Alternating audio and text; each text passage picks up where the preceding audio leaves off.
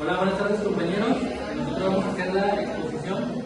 El equipo está integrado por la licenciada Angélica Daniela Aguilar, Martín Juárez Martínez, Ana Paola Limón Díaz, Andrea Monserrat Gálvez, Martínez Gálvez, Oscar Michel Pérez Gómez, José Alexis Rodríguez Jiménez y Edgar Osvaldo Rivera. Pues voy a empezar yo iniciando con lo que es el mandamiento de ejecución en México. El mandamiento de ejecución es un acto administrativo mediante el cual la autoridad exige el pago de un crédito fiscal cubierto en un plazo establecido. Constituye la primera etapa del procedimiento administrativo de ejecución, cuyo objetivo es hacer efectiva la obligación tributaria de contribuyentes de manera coactiva. Es un documento formal y escrito emitido por la autoridad hacendaria y contiene la orden de requerir el pago y, en caso de no obtenerlo, proceder al embargo de bienes. Su naturaleza es unilateral y ejecutoria, lo que significa que la autoridad actúa por sí misma sin necesidad de intervención judicial previa para iniciar la acción. Su cumplimiento es obligatorio y debe estar previamente fundado o motivado, expresando los preceptos legales aplicables y las razones específicas por las cuales se emite contra un contribuyente determinado.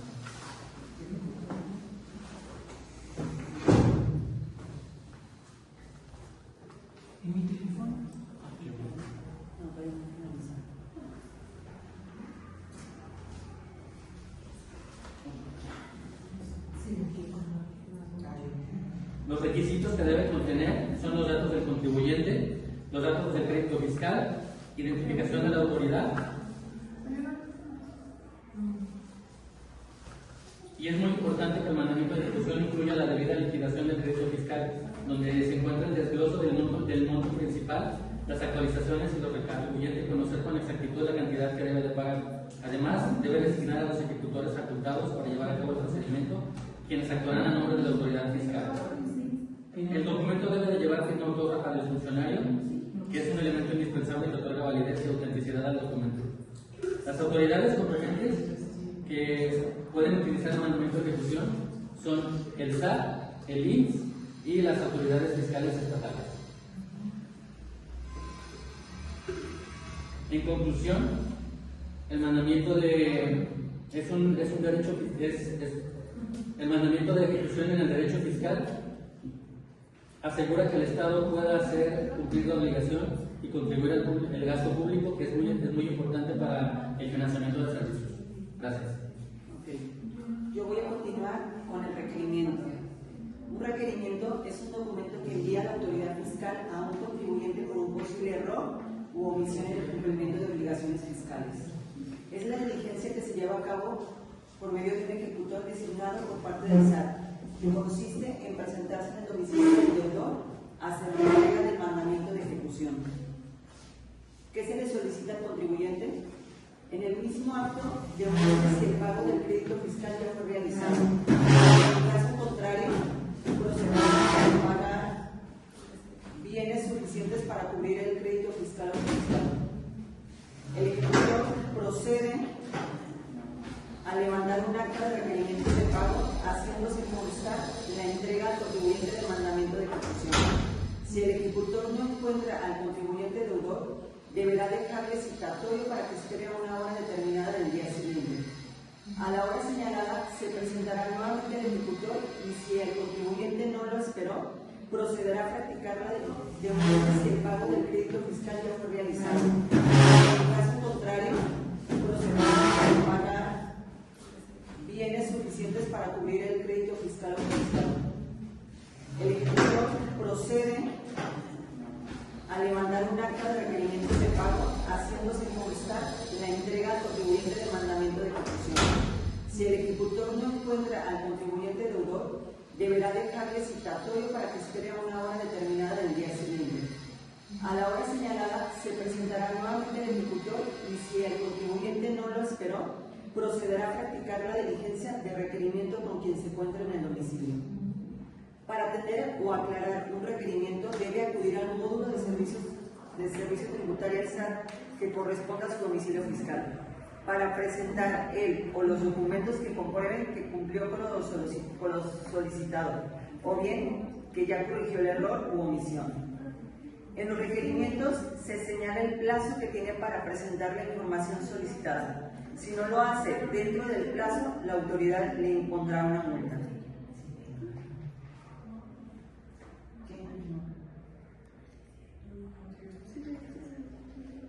No, ya. Listo. La tesis de la...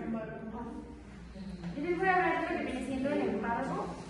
Bueno, el objetivo del embargo es que la autoridad hace para recuperar lo que se debe cuando nos toca un crédito fiscal, que es por medio de nuestros bienes, ya sean bienes muebles o bienes inmuebles.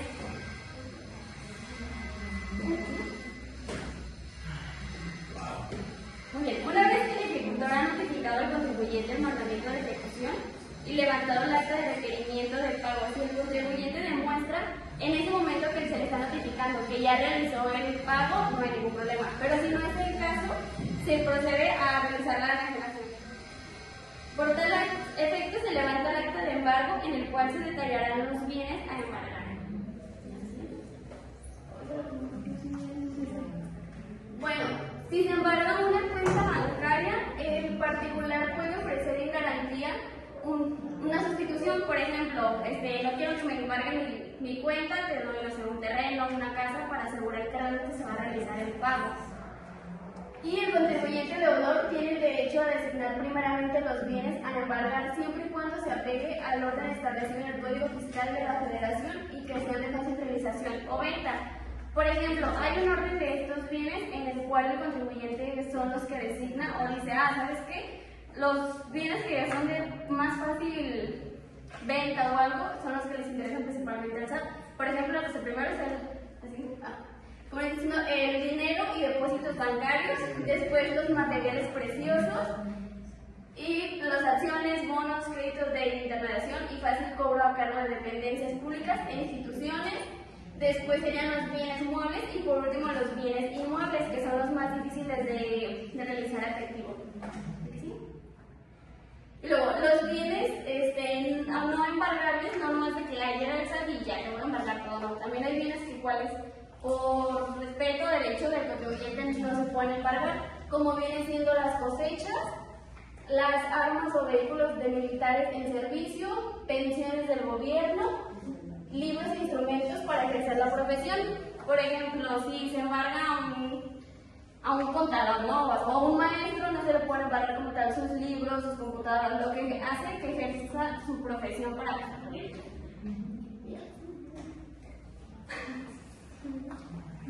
Bueno, compañeros, yo les voy a hablar lo que es la determinación. La determinación es una etapa del juicio que utiliza la autoridad fiscal con la que calcula al contribuyente lo que debe pagar. Para llegar a tal determinación, el cálculo de la deuda principal debe ser un impuesto de derecho de contribución o aprovechamiento no pagado. La actualización del monto para reflejar el paso del tiempo, y la inflación.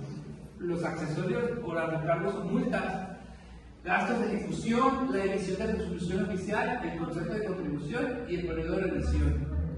La notificación al contribuyente, solo esta notificación la autoridad la puede continuar con el embargo y el remate.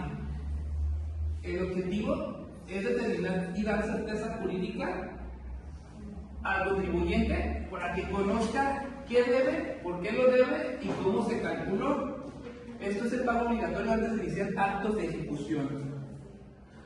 La determinación, como había dicho, es la base legal del procedimiento administrativo de ejecución. Para poder continuar con esto, va a ser mi compañero el siguiente tema. Yo les voy a hablar de la convocatoria para el remate. La convocatoria para el remate es el aviso formal que da la autoridad, ya sea judicial o administrativa, y en la cual se publican, pues anuncian en subasta los bienes embargados para saldar las cuentas pendientes. Estos bienes pueden ser bienes inmuebles, bienes muebles u otros activos. Aspectos claves para una convocatoria: tiene que ser publicada. Las convocatorias se publican mediante los medios oficiales. Si son judiciales pueden ser boletines, o si son administrativos pueden ser en algunas páginas web institucionales, pueden ser la del IMSS o la del SAT, y a veces en periódicos circulares nacionales para asegurar la transparencia y concurrencia pública. Tiene que tener legalidad y transparencia. El proceso se rige por los códigos y leyes específicas, puede ser o debe ser por el código civil del estado en el cual se esté realizando la subasta, o bien en el Código Fiscal de la Federación. Esto da una certeza jurídica, imparcialidad y legalidad. Y otra es la información detallada. El aviso debe contener detalles cruciales sobre los bienes en remate, la descripción y ubicación del bien, valor del avalúo que servirá como base para la subasta, fecha, hora y lugar del remate, requisitos para los postores y el monto del depósito de garantía. Generalmente un porcentaje del valor de avalúo, como el 10% en algunos casos. ¿Dónde encontrar las convocatorias en México? En los poderes judiciales estatales, muchos tienen portales de remates judiciales. Por ejemplo, el Poder Judicial del Estado de Nuevo León, las autoridades fiscales como el SAT. El aviso debe contener detalles cruciales sobre los bienes en remate, la descripción y ubicación del bien, valor del avalúo que servirá como base para la subasta, fecha, hora y lugar del remate, requisitos para los postores y el monto del depósito de garantía. Generalmente un porcentaje del valor de avalúo, como el 10% en algunos casos. ¿Dónde encontrar las convocatorias en México? En los poderes judiciales estatales, muchos tienen portales de remates judiciales. Por ejemplo, el Poder Judicial del Estado de Nuevo León, las autoridades fiscales como el SAT, para remates de bienes embargados por adeudos fiscales. El Instituto para Devolver al Pueblo lo Robado realiza subastas de diversos bienes muebles e inmuebles. Y el IMSS publica convocatorias para remates en su sitio web. Ok, yo les voy a hablar del remate y aplicación del producto de remate. ¿Qué es? El remate es la venta pública de bienes embargados que realiza la autoridad fiscal, el SAT o la autoridad local. Cuando un contribuyente no paga sus adeudos después de varias notificaciones y requerimientos, es decir, cuando una persona o empresa debe impuestos y no paga, la autoridad primero embarga bienes y si aún así no se cubre la deuda, esos bienes se venden en remate para recuperar el monto adeudado. ¿Dónde se ubica el remate en el procedimiento administrativo de ejecución?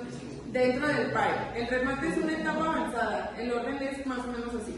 Es el requerimiento de pago, embargo de bienes, avalúo, convocatorio remate, el remate y haciendo la subasta, aplicación del producto remate y liquidación del crédito fiscal. ¿Cómo se aplica? El remate se aplica cuando existe un crédito fiscal firme, impuesto, actualización, recargos y multas. El contribuyente no paga dentro del plazo legal, se practica un embargo y los bienes quedan legalmente en poder de la autoridad. El contribuyente no garantiza la deuda ni llega a un convenio y se determina el avalúo y se fija el valor base para la venta. ¿Cómo funciona? El remate funciona como una subasta pública, donde cualquier persona puede participar y ofertar por los bienes embargados. En proceso resumido, la autoridad realiza un evalúo para establecer el precio base, se publica una convocatoria o un aviso que anuncia el remate, los interesados presentan posturas, ofertas, gana quien ofrezca la cantidad más alta por el bien, el ganador paga y recibe el bien, el dinero obtenido se usa para pagar el adeudo fiscal del contribuyente. Y por último, a mí me tocó, ¿qué pasa con el dinero del remate? ¿Qué bienes se pueden rematar? El dinero obtenido se aplica en este orden. 1. Gastos de ejecución. 2. Recargos, multas, actualizaciones. 3. El impuesto principal. 4. Si sobra dinero, se devuelve al contribuyente. También pueden ser los bienes de muebles, los bienes de inmuebles, las cuentas bancarias y los derechos de propiedad. A excepción, no se puede rematar bienes nepagables como herramientas de trabajo indispensables o bienes protegidos. Cuando no se llega al remate, el contribuyente tiene una paga voluntariamente, llega un convenio de parcialidades, se le garantiza el interés fiscal y se le demuestra el crédito improcedente. Y la importancia del remate, el remate cumple con dos funciones. La primera es la recaudatoria, que permite al Estado recuperar impuestos que no se pagaron. Y la segunda, Coercitiva, que sirve como mecanismo para asegurar que los contribuyentes cumplan con las obligaciones fiscales. Y por el momento sería todo.